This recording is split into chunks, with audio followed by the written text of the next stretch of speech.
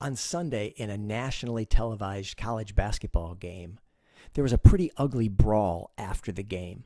It started when, during the handshake line, the two head coaches came together and started jawing, which drew a crowd of other players and coaches.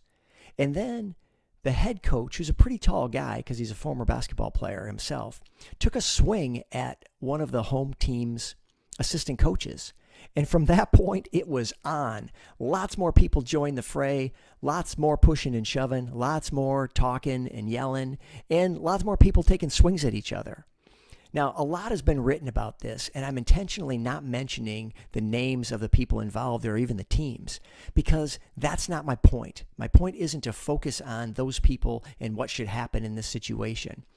I want to draw out some leadership lessons.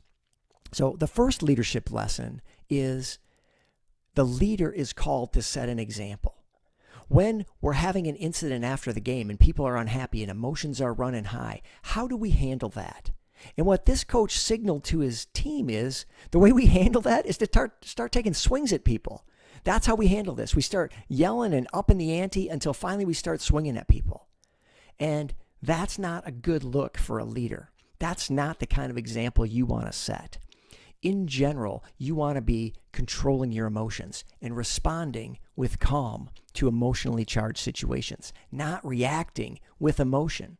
So lesson 1 was set an example. Lesson 2 is you are responsible for more than just yourself. You represent more than just you. As the head coach of a team, you represent that team. He represents that school. And to some degree, he represents college basketball, none of whom were very happy with this incident. And college basketball and the university were embarrassed by this. And there were players on that team that I'm sure felt embarrassed by this. This coach's actions had implications for lots of other people. When you're a leader, what you do matters beyond just you. It reflects on more than just you. And you need to keep that in mind. And the third lesson is there's consequences to your actions. This coach has now been suspended, still might lose his job. He's been fined, and the video of this incident has been the talk of sports radio and the internet and news shows and everything. The video went viral. Everybody is commenting on it, and he's getting a lot of negative attention. He's getting a lot of criticism, and it's because of the actions that he took, because he lost control of his emotions. Now, I've played sports, I've coached sports, and I watch sports, and I understand that it can get emotional. You can get drawn into the moment, and it can feel like the most important thing in the world, and that you need to do whatever it takes in that moment to succeed or to do what you think you need to do based on how you're feeling.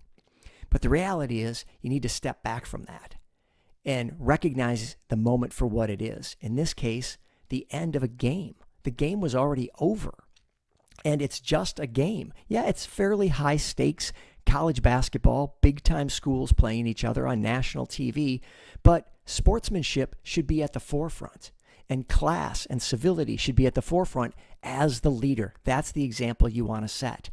And think of it in your life. If you're a business person or a salesman, or even just think about yourself with your family and friends.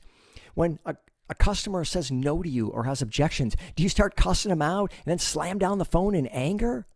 Well, if you do, you're probably not going to be in sales, at least for that company, for very long. There's going to be consequences. And it reflects on more than just you. It's a reflection of your company now.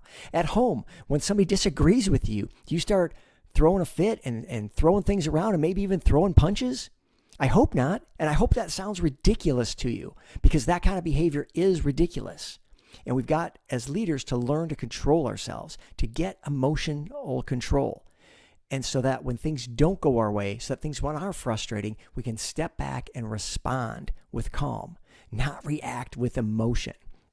So this was an ugly incident, and I'm glad people aren't following me around with a camera, and that my least proud moments aren't captured and put out on the internet. But we can look at this and use it as an example and say, Yes, that's not how I want to behave. I'm going to use that as a warning of what it looks like when a leader lets his emotions get the best of him. And let's work in our personal life and in our business life and even in our sports life if you're a coach or a player. Let's make sure we're responding with calm, not reacting with emotion.